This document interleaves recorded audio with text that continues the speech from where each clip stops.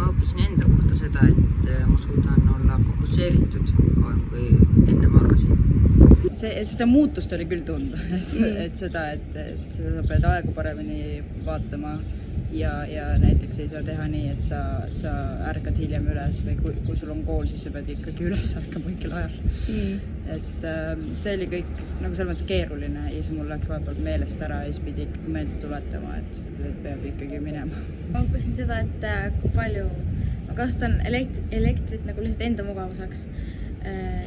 Jah, et näiteks kui ma tahan, et telefon mingil ajaks 100% või näiteks jätan nagu ööseks laadima, et oleks kindlasti mingi 100%, aga tegelikult ei ole vaja, sest kui ma näiteks magama lähen, siis on juba võib-olla mingi 87%, aga tegelikult ei ole vaja seda 100% saada.